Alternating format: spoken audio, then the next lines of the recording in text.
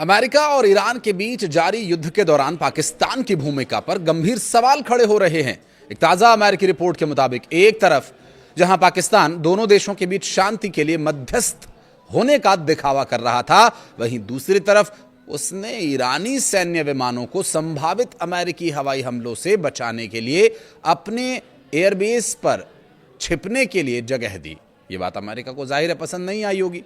और अमेरिकी अधिकारियों के मुताबिक अप्रैल की शुरुआत में जब राष्ट्रपति डोनाल्ड ट्रंप ने सीज फायर का ऐलान किया, उसके तुरंत बाद ईरान ने अपने कई सैन्य विमान रावलपिंडी के पास PAF बेस नूर खान को भेज दिए। रिपोर्ट्स के अनुसार इसमें ईरानी एयरफोर्स का RC-130 जासूसी विमान शामिल था और अधिकारियों के मुताबिक ये सब गुप्त तरीके से हुआ।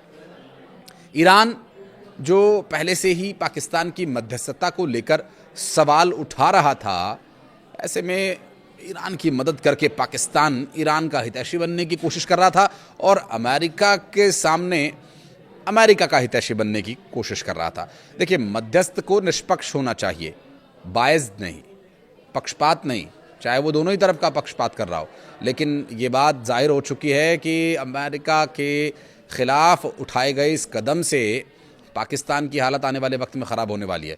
ईरान ने अपने बचे हुए विमान और सैन्य संसाधनों को बचाने के लिए उन्हें सुरक्षित जगहों पर शिफ्ट कर दिया। पाकिस्तान का ये दोगला रवैया सामने आने के बाद अमेरिका में नाराजगी देखने को मिल रही है।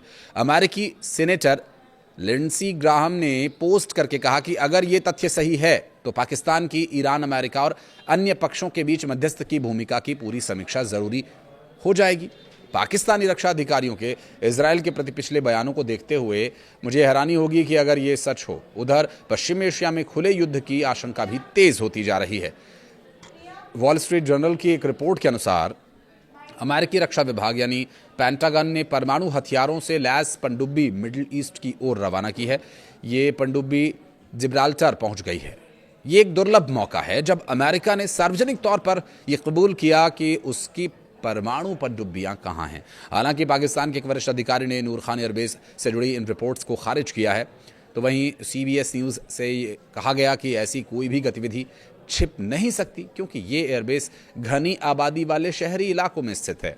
अफगानिस्तान के नागरिक उड्डयन विभाग के अधिकारी ने कहा कि युद्ध शुरू होने से पहले महान एयर का विमान काबुल में उतरा था। लड़ाई के चलते ईरानी हवाई क्षेत्र बंद हो गया। ऐसे में ये विमान कुछ दिन काबुल में रहा और बाद में विमान को ईरानी सीमा के पास स्थित हेरात हवाई अड्डे पर भेज दिया गया क्योंकि काबुल के पास पाकिस्तान ने हवाई हमले शुरू कर दिए थे। अफगानिस्तान की सत्ता पर काबिज तालिबान के प्रवक्ता जबीहुल्लाह मुजाहिद ने अफगानिस्तान में ईरानी विमानों की मौजूदगी की खबरों को खारिज करते हुए कहा कि तेहरान को अपने विमानों को वहां भेजने की कोई ज़रूरत नहीं थी।